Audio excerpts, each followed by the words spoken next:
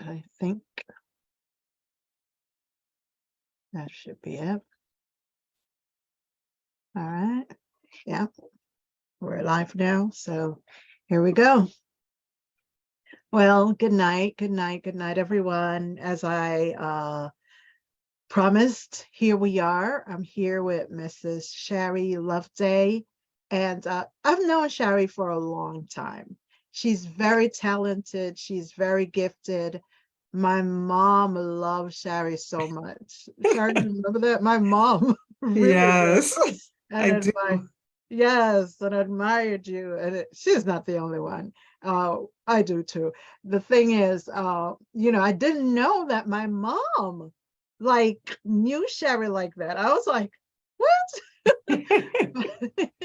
And then Shari, she's a gifted author. He put a ring on it. Maybe she'll tell you a little bit about that. And but before writing that book, she wrote this play, Second Chances. Was it Second Yep, Chances? second chances. Oh my goodness, the production that went into that play. I only suspect that it didn't go nationwide because the actors and actresses, or just say actors, were volunteers and had jobs. Right. But man, the work that went into it, the artistry, and the writing, that was really a terrific play. And not just a play, it was a ministry as well. And I really hope you can revamp it. And I've some always wanted to do it again. So I have done second chances twice, once at Christian Fellowship and then once at a crusade in East New York. you did And it in Manhattan too. did we? Yeah, Oh, wow. yeah, yep. Wow, wow, wow. Yes, we traveled. Yes, we You did. traveled. I do remember. Yeah, so I've been wanting to do it since I got here to Maryland. I've been wanting to do it at our home church here because it really it was powerful for me. Even though I had written it, it was powerful for me because that message that God is in the business of giving us second chances, it for me that has been transformative for my life. So Yeah, yeah. it was transformative for a lot of folks. I remember people talking about it in both venues where I saw it, like in the city and at our home-based church. So it left a lasting impression. Lots of folks remembered, and who doesn't want second chances? Seriously, Who but doesn't need them? Everybody needs them. many times we need a do-over. Right. So anyway, continuing that she's a mom, a wife, a mother of two beautiful children. Well, a handsome young man and a beautiful daughter. And her daughter is a beautiful mini her. Guys, you've got to see this beautiful young lady. She's like a mini her mom and talented like her mom. And so her Mrs. Loveday is she has an associate's in early childhood education, Yes. a bachelor's in ministry, divinity, is it? Religion. Religion. Yep. And then her master's is in Marriage and marriage family and therapy. Yep. therapy. So she's a licensed clinical marriage and family therapist. So tell us, just let you tell us a little bit more about yourself. Yeah, no, everything you said, I think part of the essence of who I am is that all my life I've just been making whatever move God says to make in that moment. And that's what's led me, that's what leads my writing. That's what has led me to become a therapist. That's what caused me to pastor young people. Yeah, I forgot And that part. yeah, no worries. But a short while ago, I said to myself, I said, God, what are you doing with my life? if anybody's listening, you heard an associate's in early childhood, a bachelor's in religion, and a master's in marriage and family therapy. Who knows what the doctorate will be in? But I remember saying, God, what are you doing? These feel like such different industries. And like, what are you doing with my life? And it feels like I have to start over when I, go to another industry. And when I really started sitting in the therapy room, I was like, oh, wow. He showed me that everything that I've ever done has been in line with the purpose for which he created me. And that's to set the captive free, to bind up the brokenhearted, to illuminate dark spaces for people. I've done that in the classroom. I've done that in the church house. I've done that in the chapel. I've done that in the therapy room. I've done that in my home as a homeschooling mom for 9 years. So the essence of me is that my purpose is to shine light into darkness for people, to bind up brokenhearted people and help them heal, to set people free.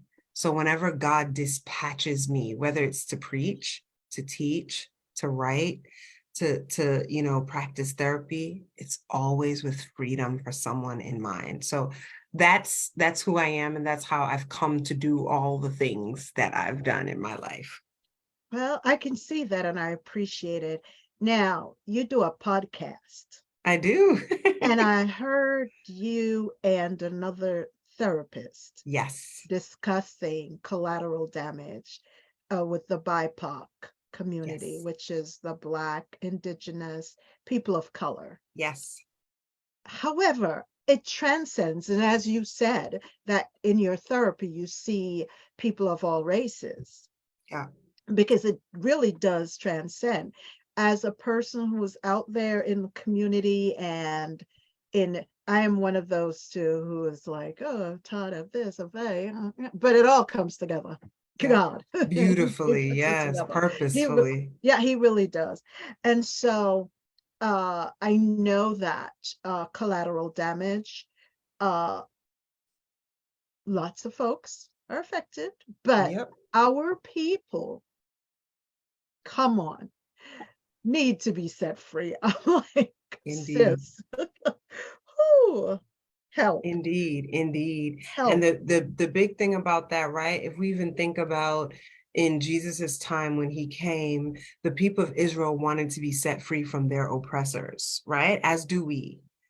But what Jesus came to give was a freedom that was down to your toenails, that was deep in your soul, a freedom that once you get it, nobody can take it away. And so I see God, though I absolutely believe in social justice and participate in it as often as I can, I believe that a personal freedom, emotionally, mentally, down to your soul, is one of the most priceless and important things that we can have, because when we have that, even when oppression still exists, we are able to be free in some sense and to be able to heal and grow and progress. So yeah, our people definitely, we need freedom so bad.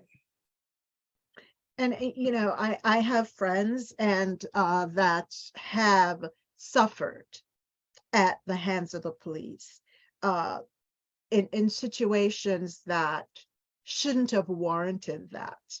This I say because when you're having an emotional breakdown, that's not the person you would think would be the first person on scene, is not the police putting you in handcuffs while you're naked because Right, you're having an emotional breakdown, while right. you were in the bathroom. That your family just got concerned and wanted help for you, but then so it's for some it's so terrifying, and so that trauma continues where while driving, hearing a siren triggers. Yeah. And it's a lot. It's in different areas. There are those who cannot receive love because of past traumas, and Yeah. the just the do you want to jump The in? impact, yeah, for sure. I had posted it on Instagram probably like a year or two ago, and was just happened to be looking through my phone at photos and things and saw it again. And I was like, oh, I need to post this on Facebook. This idea that trauma rewires your brain, and Mm, it rewires I your did copy brain. that. Yeah, it rewires your brain to prioritize safety above everything else. Yes. So safety goes above self-actualization. So you may not be able to progress in your career. You may not, like, because you're experiencing things on your job that feel triggering. So now, instead of moving through it in a healthy way, you're wired for safety. So you lose your stuff, you quit your job, you get fired.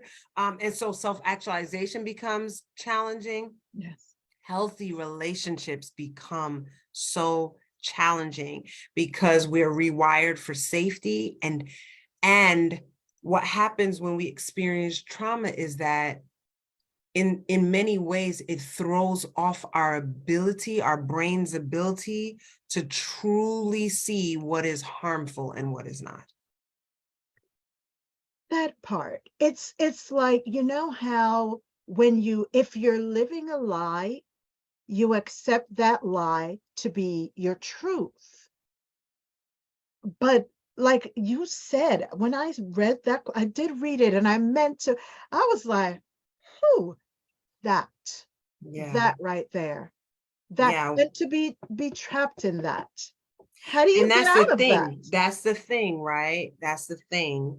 As we talk about this idea that, if you live a lie long enough, you'll come to believe it.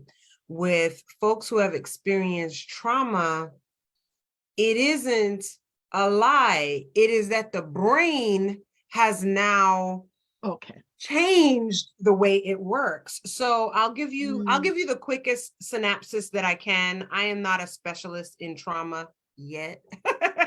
I'm not Yeah. a specialist in trauma just yet, but essentially there's a logical part of your brain, and then there's the emotional part of your brain. Right.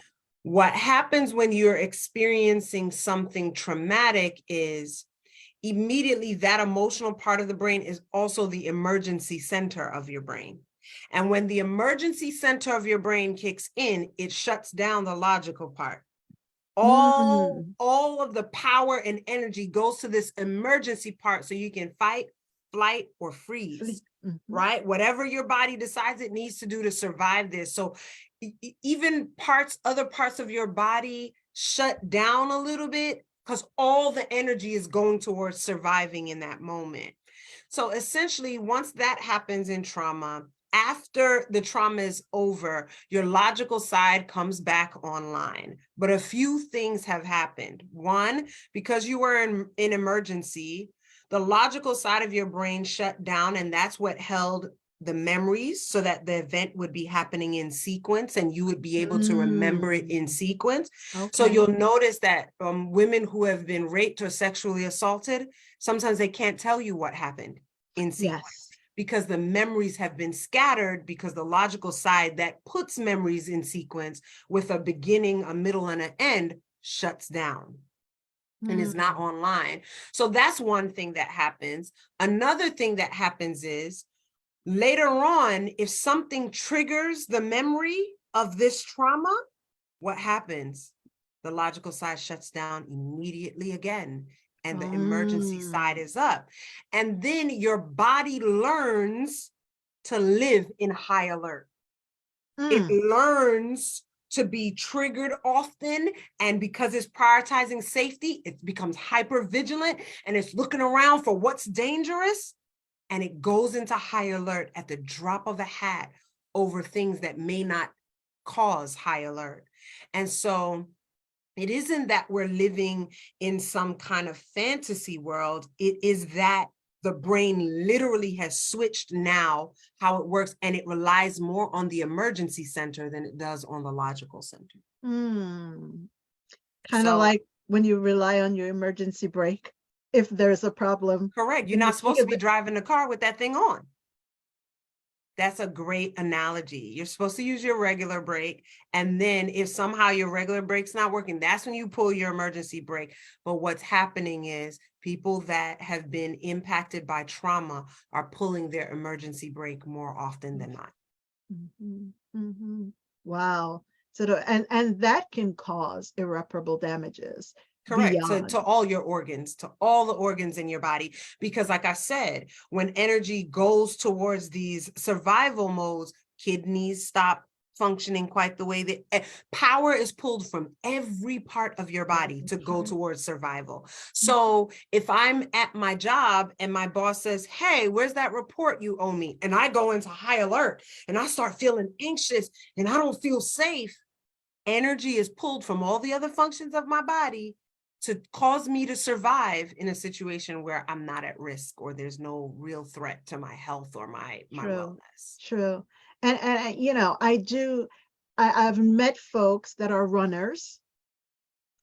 Every like if they feel threatened in any area of their life, it's just, they seek to run, That seek was me. to leave the state, leave the job, leave, just keep Leave the leaving that state relationship, off. cut and run. Cut. Absolutely. And that was me. That was how I was living for a really long time. I was a runner. I know about running. I know I about was running too, girl. a runner, baby. And so, yeah, but it's a real thing because you're really feeling like you're in danger. Yeah, yeah. And to feel as if you're in danger, like nobody can really explain that. Like it even when, you know, if someone says to you, well, here you are. Like I have a brother and he was in the war. Mm. He was trained by the Russians because he was Mm. in Cuba. So Okay. you know how they well, let me tell you. Did you know one night he his girlfriend was there, um and she was in the bed, and a car backfired outside or Mm. something. You couldn't tell him he was not in the jungles fighting whatever war he had been through. And when she was asleep at first, and he just grabbed her by the neck. Let me tell Yeah. you. And even when 911 was called and everything, when he got to the hospital, still, you know, but that's a PTSD and a severe, but the thing is, with even folks with traumas and, you know, the anxiety of it feels pretty much threatening like that Indeed. even if Indeed. someone said, you know, calm down, breathe. I remember once I was having a panic anxiety attack. I don't even Mm-hmm. remember what triggered it. And uh the person said, oh, just breathe into the bag, into a brown paper bag. I'm Mm-hmm. like, yeah, this is not helping. But it Right. actually it did after a while, but it took a little while. So And I'll tell you a few things about that. One, breathing literally tells your body on a cellular level that you're okay. yeah, Deep breaths yeah, legitimately communicate to the cells. When the cells get more oxygen, they're like, oh, the body is okay, yes, right? So that's why that works. And it may take some time, especially if you are in the midst of something. But the yeah. other thing I wanted to share about definitely PTSD, as you shared that story, but what happens for folks who have been traumatized is that when they experience a dream or a flashback, it can be worse than the actual event because the event had a beginning, a middle, and the end. The flashback could last way longer than the actual event did. There's Mm. no controlling it. There's no, it could be no end to it. It could go on for so long and someone could be trapped inside of this Mm. horrible traumatic memory for longer than the actual event even happened. So when I hear you saying that the car backfired, you couldn't tell him he wasn't in war, and then 911 was called, he was transported, got to the hospital, still was in it, because a flashback can hold you longer than the actual experience even did. And I guess the sirens didn't help. No, and the flashing lights, no, No, none of it that didn't. helped. I'm None sure of that that was helped. more triggering. Yeah, it was more triggering for him. But you know, you know, we talk about this. So what can be done to help, you know, our folks who are dealing with, because I find a lot of times, but thank God today, more people are seeking um therapy, seeking, you know, help Yeah, instead of just dealing with it, trying to self-medicate with alcohol yeah. or marijuana or whatever it is that one seeks to medicate with. Sometimes it's even sex for some. It's just It could be anything. whatever It could be workaholic, that it could be anything anything, that distracts you from your anything. reality. So yeah, Eating, overeating. overeating or disordered eating for Yes, sure. yes. Yeah, so when you say, what are some things that we can do, I talked about this on the podcast as well. EMDR is a really great option for therapy. I say that because where trauma is concerned, talk therapy can be extremely re-traumatizing. So people can experience, if you're going to talk therapy and you're talking to someone about the trauma, flashbacks can come on and it can just be re-traumatizing. So EMDR therapy is eye movement desensitization and reprocessing. And basically what that means is it's essentially helping you to reprocess the traumatic event with your logical center online. Right? So as I shared before, your logical center goes offline, it's all emergency, and so it helps you to be able to do that with your logical center online. It helps you discover the negative cognition that the experience caused you to create. So I'll give you an example. A young woman who is sexually assaulted might walk away feeling like, I deserve this, or I am not worth someone treating me well. That could be the negative cognition that she walks away with. And when she gets into EMDR therapy, they're going to help her figure out what's the negative cognition. There's going to be just a brief overview about the trauma, right? So that the therapist has a brief understanding about it. But it's not going to be talking about all the details of what happened to you. And then when there's this brief understanding, there are bilateral movements. So tapping on either side of your body, you might tap on your thighs as well.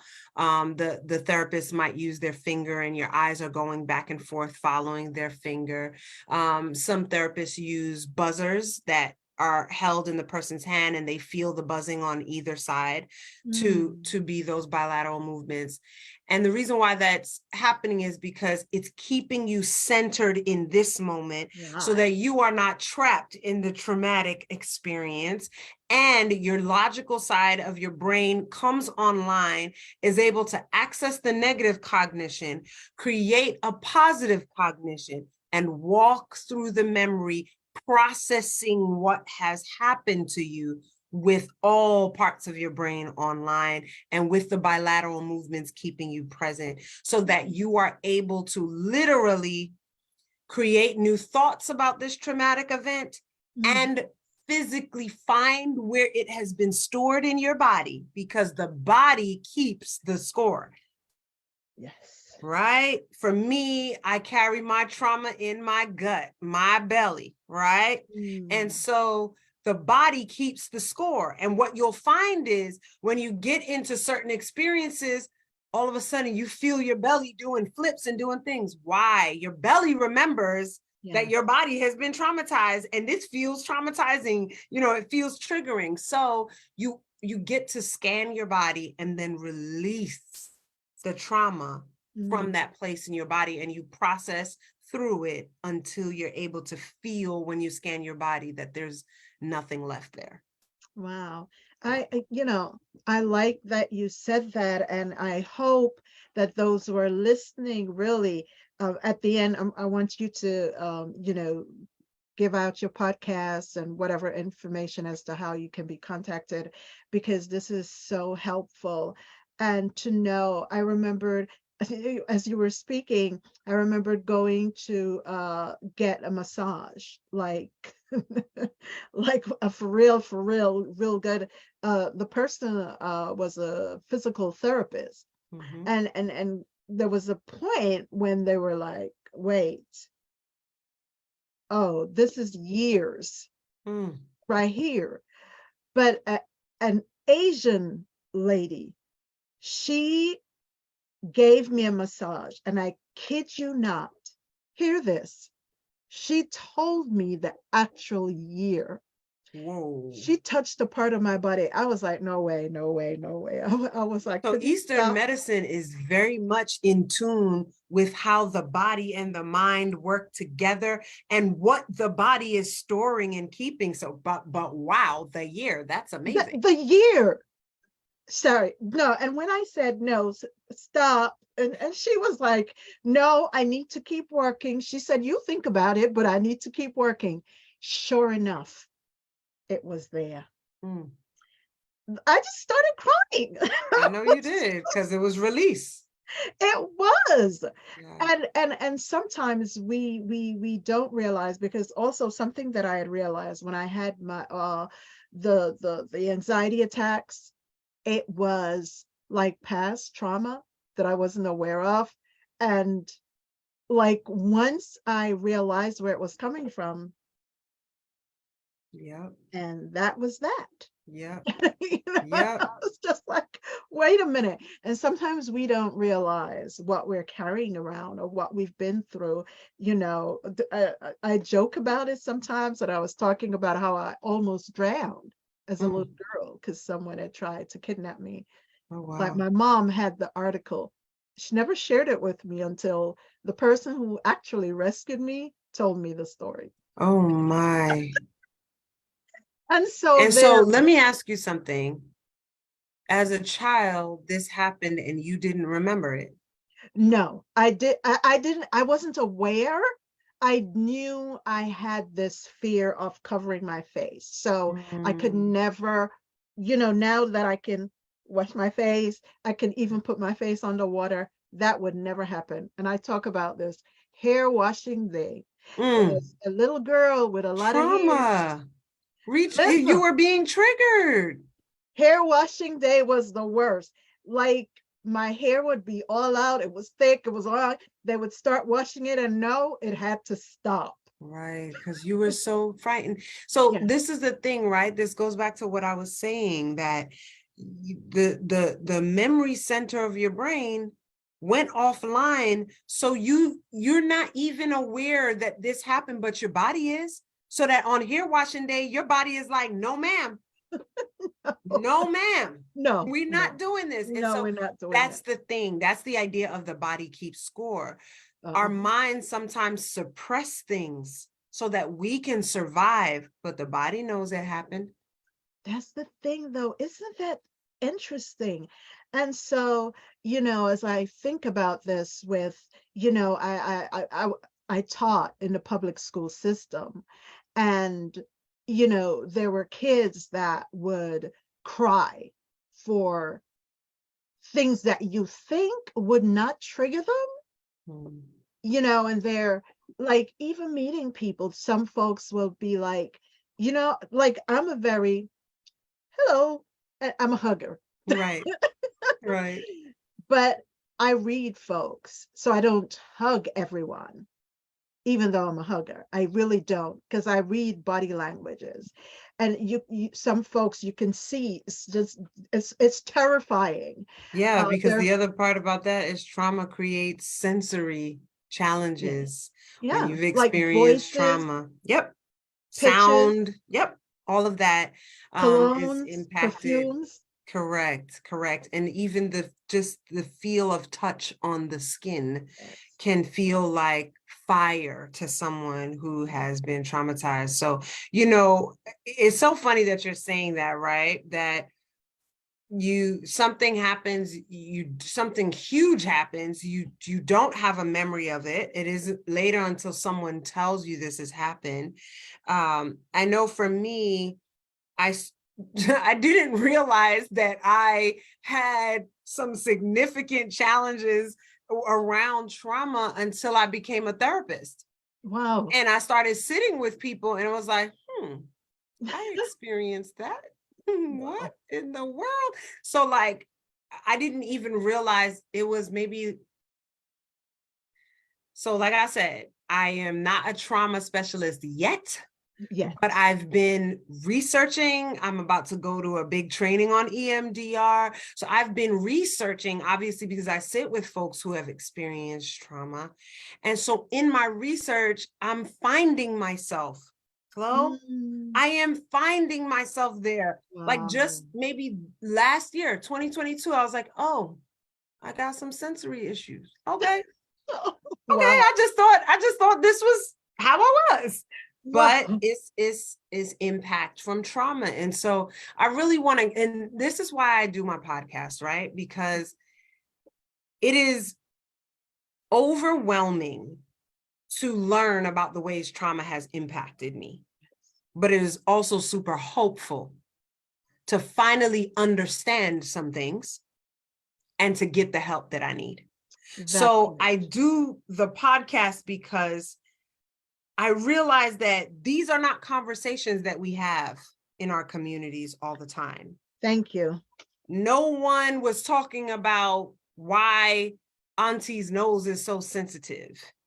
No one's talking about these sensory issues. So I'm just walking around like, oh, all right, this is a family thing. We just all have sensitive noses. No, we've all experienced trauma and we've all been impacted by it. And so part of it is ignorance. We don't know. And then another part of it is shame when we do know. Yeah. Ooh. So we're not talking about it because we're living with shame. Mm. And so a large reason for my podcast is creating space for Black women in particular to be able to hear things that might cause them to say, oh, snap, I experienced that. And to be able to realize, Yes. okay, this might be Yes. impact of trauma in my life. How can I, get some help and work through this? Yes. True. Um, as you were saying that, I've learned, okay, I want to know what is it with our people in church?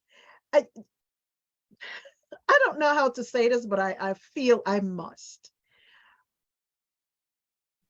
I thought being in church, we'd be more truthful or deal with issues that need to be dealt with. Because for me, I find pure religion, according to the Bible, is supposed to be liberating, it's supposed to be freeing, it's supposed to free us who believe, right? So let me hit you with this. I don't think religion frees anybody. I I said think, according to the Bible. I'm not. right, so spirituality is what you're talking about, Okay. relationship with God, right? Yes, relationship with God. Yes, I'm Thank with you you. I stand 100%, correct. I relationship with stand God. corrected. I, Relationship with God. and that's where the rubber meets the road, Flo. Yeah.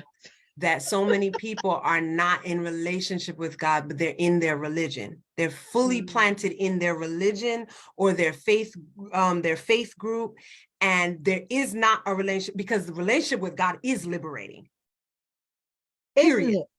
It is liberating, Oh period. my goodness. I'm But telling you, it is. religion, if you look as far back as when Jesus was here, relationship with God was liberating, but religion wasn't.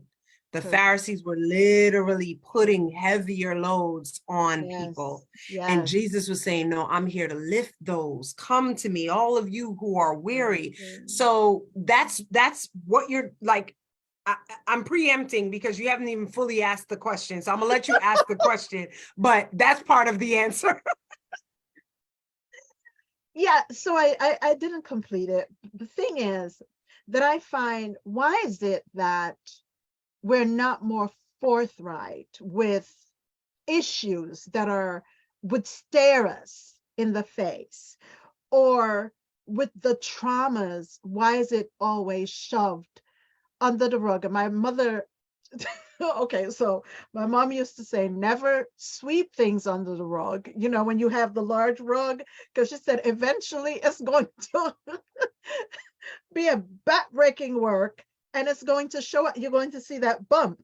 And if you push it in the closet. So when you guys were talking about that, I busted out laughing because, Yes. ooh, That analogy was great, wasn't it? it really was. But the thing is, like, I have met folks who have been in church that have been raped by people in the church, yet it was never addressed. And I find an issue with that. Like, is there no one that person could go to, but instead internalize it, and just never fully get to a point where their life was ever no healing then, and so much more. I can't even. So immediately, particularly when you are sexually assaulted, molested, raped, shame is one of the biggest emotions that come up.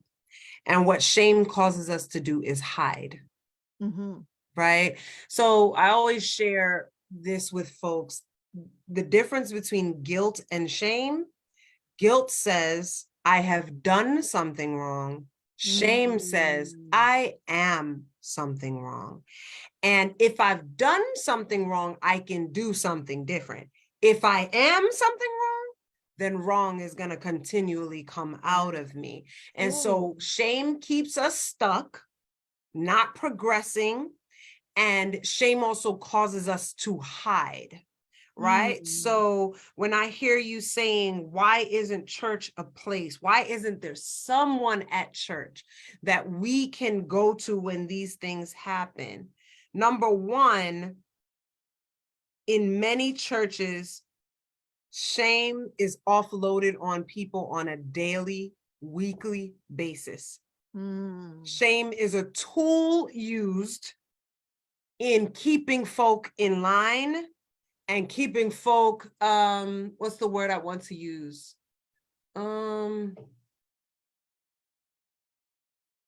What is the word I am looking for? Essentially keeping things standardized. So all of Really? us oh, absolutely. If you take a moment and think about some of the fire and brimstone messages you've heard, they are shame-based. And many of the ministers that utilize that don't say we are, they say you are. Yes. That is shame-based. That is offloading shame. And some of those very ministers were the one molesting and the one did. They were offloading the shame onto the congregation. I So got now it. people I are see it. sitting there thinking, I've been raped. I already feel shame. I already feel like it's my fault. Oh man, I can't go to any of these people who seem like they have all their stuff together, who've been saying you this and you that, and you young people this and you that.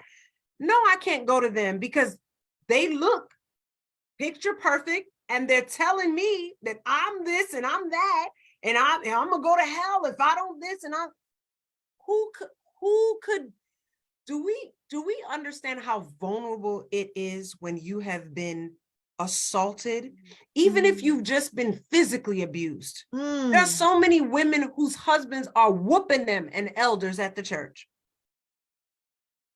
My point is, who could we go to when the church already feels like a place where you better have your stuff together? I remember, Flo, when I got to Christian Fellowship. At the time, I was still I was 17. And I was still very much, you know, I was living out my trauma, but I was still very much, essentially I dressed promiscuously. You know, that was my style at the time. And for me, I know that was a manifestation of, am I lovable? Can you see me? And then maybe if I show up like this and I get the looks and I get the attention, then I'll know I'm seen and I'll feel like I'm worth something. That was my issue. I'm not saying that's everyone's issue who dresses, Right. No, I got you. provocatively, but I remember what I got from the church folk, some of the church folk. Some of the church folk assumed that I was unchurched. I was born in the pew. I was born in the pew. So when I came to fellowship at 17, I wasn't coming in from being unchurched. I was coming from another church that I was born and raised at. But some people assumed that I was unchurched because of the way I dressed. Another portion of the people tried to cover me up with their sweaters and their shawls and their what have you, right? Because I had grown up in church, it didn't so much faze me, right? I had already at that point had my relationship with God. So I wasn't going to be shaken out by people's discomfort with how I was appearing. But my point is, I was being shamed. I was actively being shamed. People trying to cover me up. That was shame on you. Hide yourself. Yes. This is not acceptable, right? Instead of saying, hey, baby girl, what's your name? Who are you? Where did you go? Now, I did have people at fellowship that did that. Absolutely, 100%. Sister O absolutely enveloped me, and, you know, a bunch of others wrapped their arms around me and loved on me. But my point is, what if I was unchurched and I wasn't familiar with the way things go? I'd have turned around and walked right out the door. Who needs that? Right. And so the point I'm making is a lot of the things we do, and the uniformity, that's the word I was looking for. Yes. The uniformity that the church, that religion, organized religion often wants, can be shaming in and of itself. Right. And there's no sense of, hey, how is your relationship with God informing your experience? What does that look like for you? Where are you in your journey? We're all at a different place in our journey. But when uniformity is required, then I feel like, oh, well, if I'm not there, then I'm lost. And I'm no good. Right. And so a lot of that happens in the church world and leaves people feeling like, well, something must be wrong with me. Yes. And so if something like that happens to me and I'm already feeling shame, I'm not going to folk that I already felt like I didn't fit in with. Yeah. You know, you said that, Sherry. I don't know if you remember this young lady. I don't remember her name, but she used to sit in the section you used to sit in, and she stopped coming. She had a little issue. I was talking to her about it and found out that she had spoken to some folks, and man, I'm not gonna lie. It's not just at one church. No, it's never. It's all doesn't matter over. if it's, listen, it's everywhere. And it's because humans, I was just preaching at a church in Richmond yesterday, and part of it was, you know, God was asking in the book of Isaiah and all over the Bible, can you please stop judging people? Would you please stop pointing fingers at people? And 2 Corinthians 10:12 says, we measure ourselves by ourselves. Some measure themselves by themselves, compare themselves to themselves. And because of this, you are not wise. Right. So all over the word, we see that humans have to find a standard, and then they have to try to make other people live up to that standard. And that feels judgy, and that feels shaming, and nobody is going to lean into that and respond well to that. What people respond to is love. And that's true. Love, absolutely. It makes you, I remember I had some of my kids, they would be like, they wanted to be perfectionist. I think, you know, because like you said, standards are set, and you have to color within the lines. But who says? For me, art is just art. I see Right. art in every single thing. So I was like, oh no. So if they spilled ink or paint or whatever, I'm like, just turn Make it it into beautiful. art. Yep. Make it lovely. That's right. You know, Yeah. and to appreciate, and I always say that God created us all beautiful human beings, and so when we look at each other, there's beauty in everyone. And you know, I do not understand why we have to, like, as you said, the uniformity or conform for those who want us to, but for those who are hurting, you know, my heart goes out to, and we've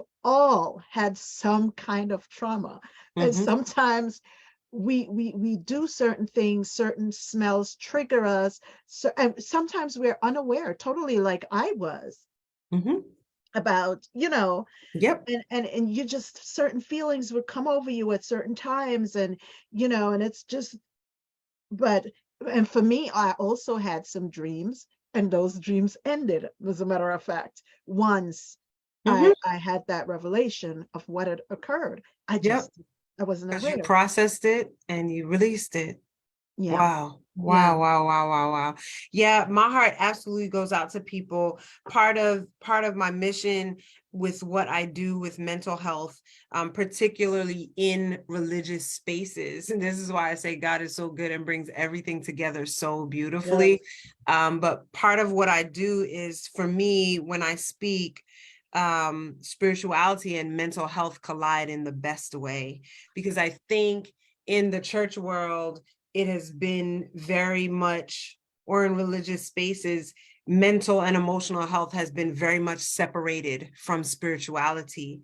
And in many ways, in the mental health realm, spirituality has been separated from mental health. And so with my practice, and with particularly my presentations and my preaching, I meld the two together and show how mental health and emotional health shows up in the Word of God, how we see things happening, even, and how spirituality and mental health come together, and how we need them because we are made up of body, mind, and spirit. So, they cannot be separated. And so I definitely encourage folks, if you've experienced trauma, best case scenario is to find an EMDR therapist, but even a regular therapist, just to have someone hold non-judgmental space for you, is a beautiful thing, and it's a healing thing. To be in relationship with someone who is not harming you, that in and of itself is healing. So I really do encourage folks, if you have insurance, find someone on insurance. If you can afford to pay out of pocket, find someone that's a good fit for you, and get into therapy and start doing some of the work, because the body keeps score. Whether your mind remembers, whether you thought you're avoiding it or pushing it off to the side, that just isn't the way it works. And the analogy that Flo and I were talking about earlier is this idea that, when a parent tells the child to clean up their room, sometimes the child will just shove everything into the closet. Into the closet. And when mom or dad opens the closet avalanches out with all this stuff. That's how we're living. Emotions don't evaporate. Trauma does not evaporate. It is Say that all again. there. Exactly. It's all Repeat that, there. please. Yeah, no, trauma does not evaporate. Big emotions, difficult emotions do not evaporate. They don't just dissipate and go away. It's essentially, if you are not processing it and dealing with it, you are shoving it into a closet, waiting for it to avalanche out on you when anything opens that door, because you're not even the one that's going to open that door. Any Thank little you. triggering act is going to Thank you. open that door, trigger you, and avalanche. And now you're dealing with all the big emotions and all the trauma at one time. Panic attacks, anxiety, depression, suicidal ideation. Those are the things that avalanche out of the closet. I want to thank you so much for this. So tell them the name of your podcast, when you're on, how to find you, and, if they would like to have a therapy session with you? Could you do, Yes. So my practice is Love Well Family Therapy, and I am licensed and based in Maryland. So you will need to be licensed and you will need not licensed. You will need to be based in Maryland for me to see you, because that is where I am licensed.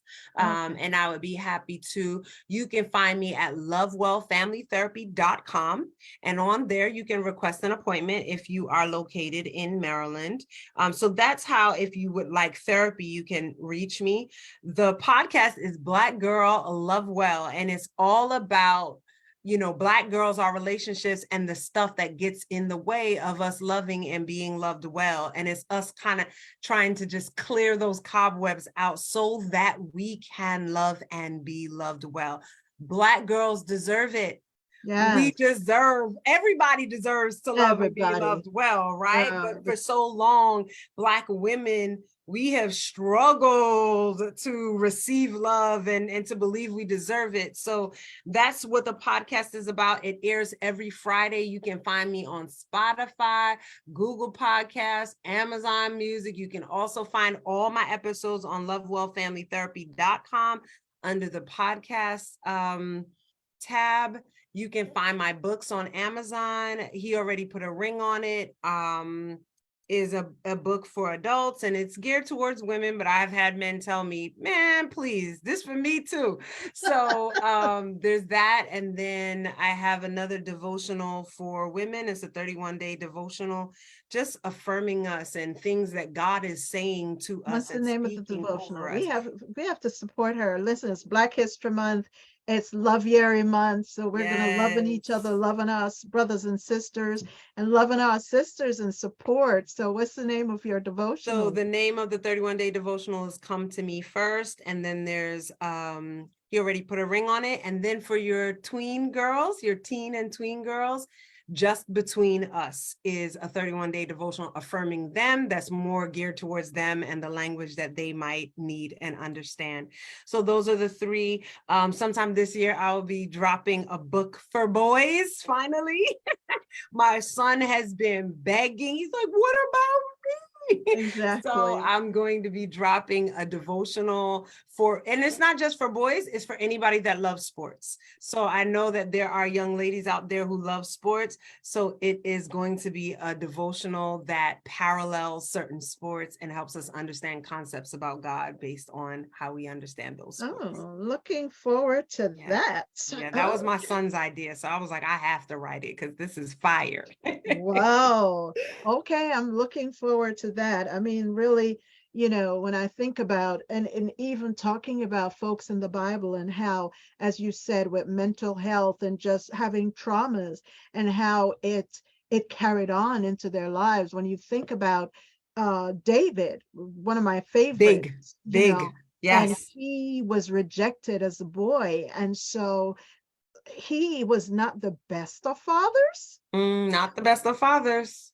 That's correct. Not the best of He fathers at all. avoided his daughter's trauma, avoided dealing with Absalom. He avoided quite a bit where his children were concerned. That is Yeah, 100%. Yeah. yeah, because him being rejected by his father and the way he was treated by his brothers, and that not being dealt with, Right. we see, That's really later right. on what happens. Yeah. And we And also see so, mental health showing up for Saul.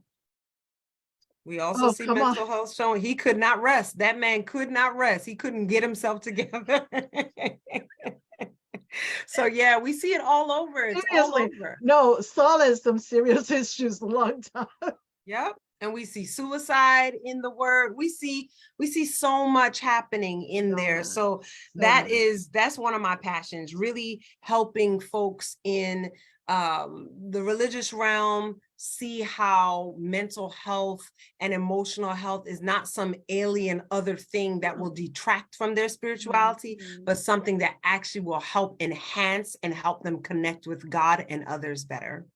Yes, I'm so glad. So, we just, I haven't, well, now you're out of town, you're in Maryland, but if ever I'm in town, I have to come to your church. You text me your church so I can come on the Sabbath when I'm down there. Oh, please. Oh, please do. That would be lovely. Yeah, it would be really great hearing you. And I mean, Shari, just seeing, and I know I don't remember, know if you remember, we had little talks. So I kind of, sort of, but Yes. it's just so to, I am so proud to see that how you've allowed, you were always someone who was always seeking God and knowing that there is help and knowing that there is an answer. And so to see who you have blossomed and continue to blossom into, because the journey is a journey. It's just that Yeah, we don't arrive anywhere, that's right? right. That's So right. That's right. so it's to see your continuous, the different floral blossoms that you put out there. And I'm so happy that I've known you, and really to hear the information that you're giving out, which is very helpful. So folks, I do hope you listen to it again, share. I'm going to upload it to my YouTube page, and share, please, and reach out to her if you're in Maryland area. Get her books, and we're going to support and share her books. And if you're not using the book, if you don't need the book, you can always send it to someone else. So we're going to do that. All right. Yeah, So thank you so much for having me, Flo. Thank you for your kind words. You've always been an encouraging person for me. I will never forget when you talked.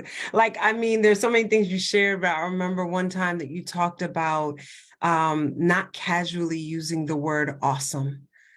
That if we're gonna use the word awesome for God, that every and anything can't just be awesome. Like, you were reserving awesome for him.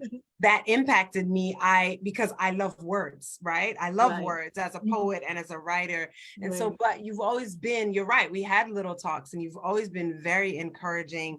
And that for a young person, I just want to say, for folks out there, encouraging a young person, you will never know what an impact that has, because you are sending them the message that you think that they are worth your time, and that means something. So Wow. thank you for always, taking whatever time you could to talk with me and encourage me, and root me on. There were so many folks at Christian Yeah. Fellowship, and you were one of them, that were rooting me on and really supporting me. So thank you so much for that, and for having me on. I'm really privileged to have been with you, and I Yeah. really appreciate it. And before you leave, I just want to say, how is mommy? I mean, I know your husband and kids are well. I see you guys. She's doing great. She is living her best life. She is retired, and you can't tell her a thing, honey. She Oh, is doing all right. She should be here. My daughter's graduating, so she should be coming. She should be coming for that. right, right. Yes. Congratulations. And Thank on your you. daughter's acceptance and all Yes. the things. God has certainly been good to you, and you deserve it. Thank you Trust so me, I'm so much. happy seeing where you are today. And I'm Thank you. looking forward to even more. There's greater yet to come, Shari. By Really. God's grace, for sure. Yes, yes. Thank you. Thank you. And thank you, and everyone who tuned in or who will tune in. I do pray that this will bless and help and liberate you, because we all need to live free. Yes. Live free. Yes. Right? Thanks, Shari. Have a good night. We'll Yes. talk. Yes. All righty. So tune in. Remember, get our books, go to Amazon. It will be there in what? 2 days. I will post it on top of the chat after. All righty, in the Thank you. chat box. Thank you. Have a All good night. Give righty. my regards to your family. I will. Thanks. All right, take care. Okay.